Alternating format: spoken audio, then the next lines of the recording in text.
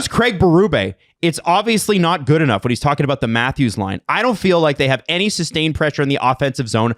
I'm getting tired of it, to be honest with you. Yeah, so that specific last part, because I think it was Luke Fox who came with a follow-up, and he's talking about you talked early on in the season about how getting that line going is going to take some time.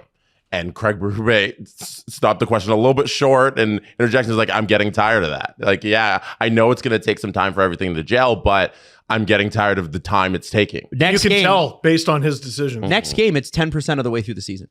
Next game. It's and late early. And here's what here's what we go. I want to drop this other one on you. Did you want to play the audio? Oh, yeah, sure. I'd love to hear his tone on it. Yeah, so here's him talking about it. Sustained pressure in the offensive zone at all. So here's the season. I thought, they were getting their opportunities. And here's the comments on the Matthews line.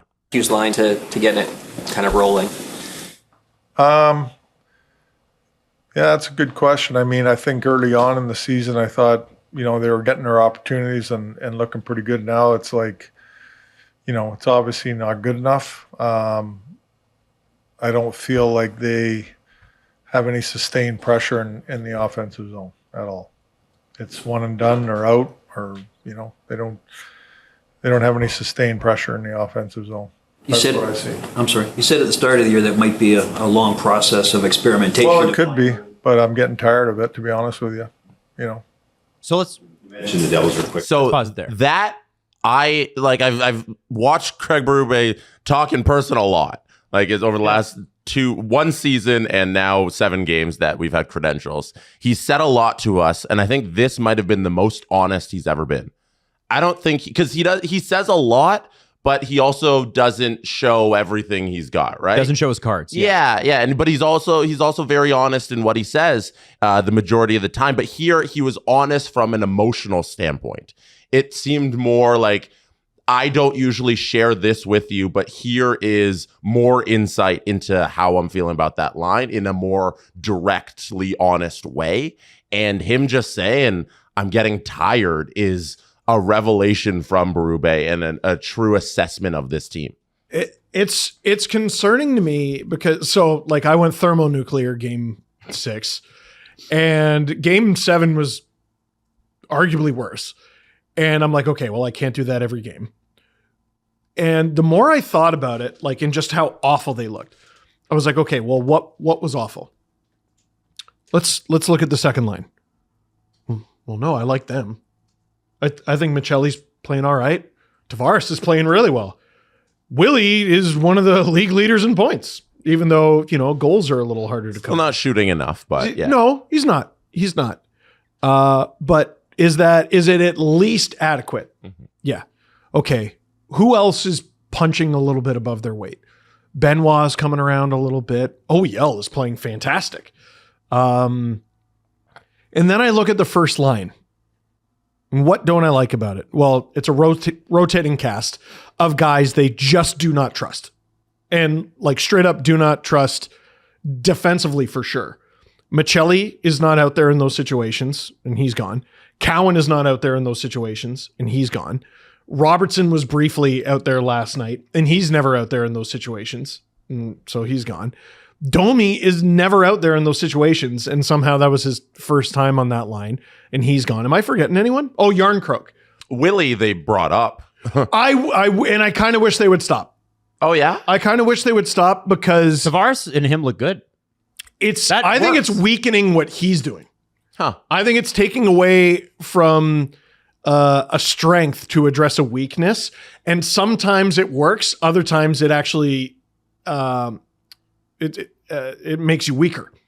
And I think that's what's happening here. Willie he can't full time play on 2 lines. So to me, you have to choose. If you want to try him on the first line full time, I'm open to trying that. This 2 lines thing is nonsense. Before we get into the weeds more, I do want to mention one other quote from Craig Berube, and that's the defense quote. And it brings me to a theory that I have, and I wanted to get everybody's thoughts on it, not just Steve and Jesse, but I want compliment section. I want you to hit us up, okay? So Jesse, do you want to pull up the audio, or do you want me to just read the quote out? I can play the audio here. Okay, One second. So let me just pull up the time here. Okay, no problem. And I want to preface this by saying there has been always, and I don't know that every team has this, but I don't know if you watch the Avalanche. Oh. I watched the Avalanche Utah game last night. And listen, I've watched the Avalanche. I don't watch all 82 games of the Avalanche. I watch a lot of them. Like Drew does. Yeah, they're just on a lot, and I love watching them. And I love watching them for one guy, Who's that? Nathan McKinnon, Oh, who is, outside of Toronto, my favorite hockey player in the world, because he's psychotic. And I have never, and I asked Drew this, I'm like, listen, you've been an Avs fan forever, since you were a little boy. Have you ever seen him take a night off? And he's like, no, he's psycho. you need them. And I have never not seen these Leafs take nights off. And He that's, threw a helmet at a guy. yeah, He's not well adjusted. he's What are crazy. you talking about? And I want to play this defense clip, and then I want to get into a wider discussion here. So bear with me. Go ahead and play what Berube thinks of his own defense. Yeah. Do you have a theory as to why so many elevated rushes were given up there? Well, there's reads for sure. You know, our D are just standing in there, jumping in there, not reading what's coming at them. We're late sometimes, you know, with our reloads, and one of the biggest things is turnovers. But we got to be smarter. You know, our D got to be smarter. They got to read the play. They can't be going all out. And then, you know, that's a quick team. They're a great transition team. We talked about, you know, they're a good rush team. They're going to, you know, they blow out of the zone. And first period was fine. Second period, we didn't follow it, and we shot ourselves in the foot. Okay, so we'll stop there. Now, it was clear at the beginning of the season, or it was clear June 30th, that when Mitch Marner was traded, that this team, unless they were able to go out and get a Brad Marchand, and even if they had, they were not going to be as skillfully good. Okay. And what I've seen in Toronto over the last 10 years, and we've talked about this many, many times on the show, so there's no revisionist history here, is a team that puts in bullshit efforts, but turns it on in the last 5 minutes, and then you see their true potential, and then they score a bunch of goals, tie up the game, win it in overtime. Everybody's like, well, man, if they could just do that for 60 minutes. And what I'm seeing now is a team that still wants to do that, take the whole night off until the last 5 minutes, but they can't score the goals now. They can't score at will now. And so what I'm seeing, and just let me finish this part, and I want you guys to go off. My theory is this team has not learned how to put in 60 minutes night after night. Yep. And I think that's clear. I think we know that. Yeah. But I don't think they realize they're not as talented anymore. And that when you are not as talented, you need to grind it out. And I bring it back to the Blue Jays, because if you looked at the Blue Jays on paper, like, man, Nathan Lucas, Andreas Jimenez, IKF against, you know, the crazy amount of hitters that the Yankees had, the unbelievably intelligent hitters that the Mariners had. But what the Jays did was they just ground and ground and ground. I don't see that from the Leafs. And by the way, I've never seen that from this era of the Leafs. Never have I felt after a season, man, that's a team that'll grind you every game. And so this is an adjustment where they're going to figure out, and that is the big boys, Matthews, Nylander specifically, every game you're giving 100%, because if you don't, you will lose. The first period watching Willie, I was almost getting more mad because of how good he looked. He looks amazing. I was like, if the expectation, especially at the $11.5 million price tag, I don't give a shit how many points he has. I really don't. The expectation should be that's the effort you get every single game. Every single game, he looks like that. And if he looks like that and Matthews looks like the best version of him, you're getting the saves that you're getting this season, you have a chance to win every single night. Willie's effort last night I thought was fine. That was, and I want to get your opinions here, because I like to think I know the Leafs pretty well and I remember them pretty well. That's as bad a hockey game as I've seen Auston Matthews play. It might have been one of his worst games as a Leaf.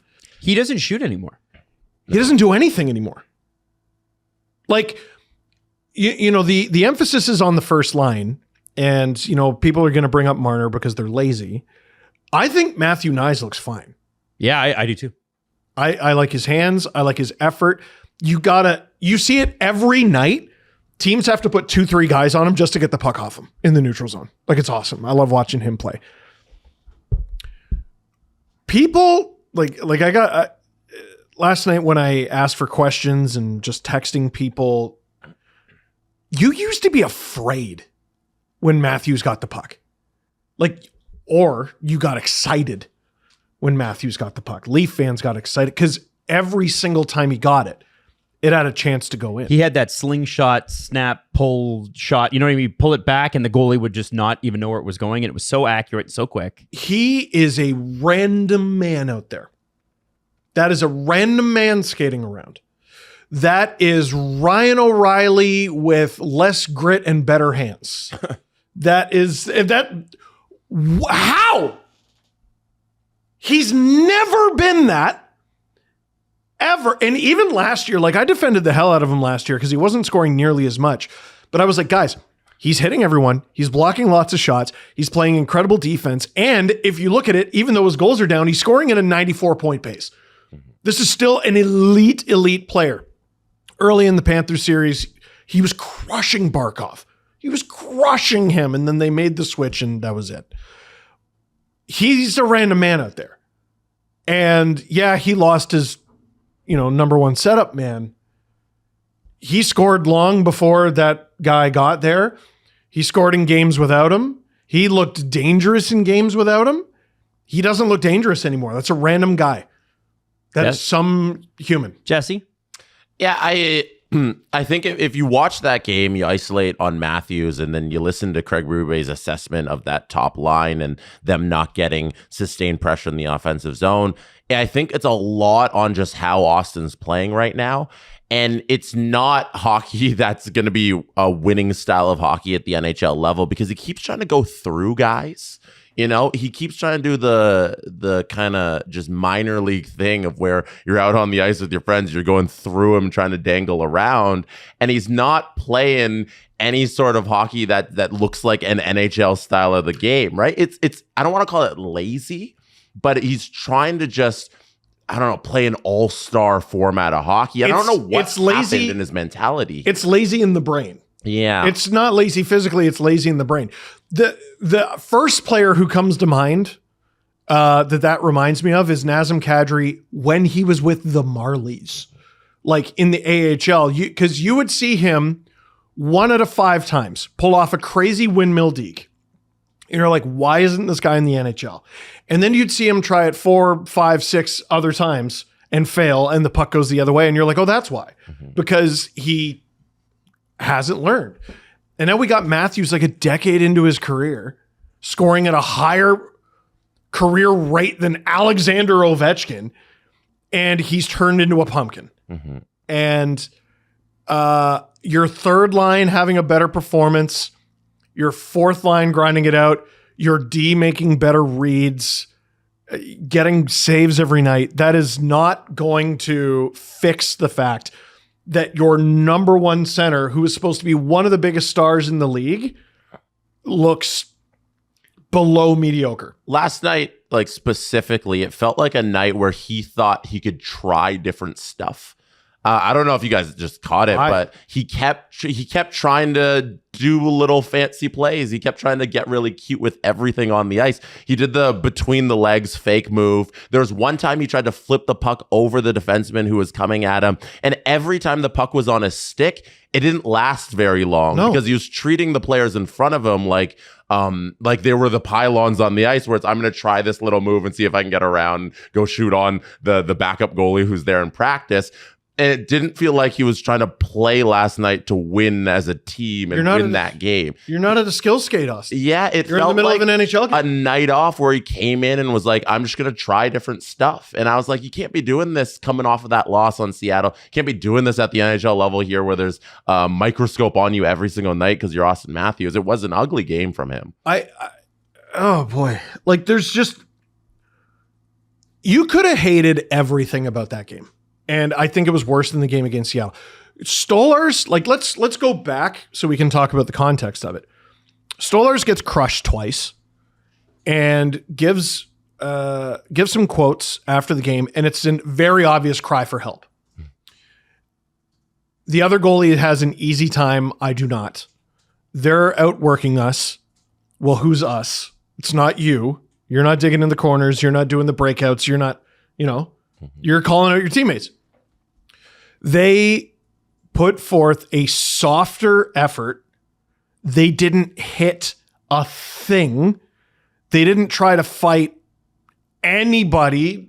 Even the after the whistle stuff, nothing. Benoit fought with 30 seconds to go in the game? Gives a damn. Got tuned up too. Whatever. At least he fought. Give it a friggin' shot. You might tune up the next guy. Yeah. Yep. Show you it's not about winning the fight. It's about showing you give a shit. Mm-hmm. It's about showing you care. And so they weren't doing any of those things that we expected them to do after that performance Saturday. And I'm like, okay, well, they've just chosen to play hockey then. And it was awful. Their hockey was awful. Of all the things I expected the post-Marner Leafs to be, never would I have thought that the answer was soft.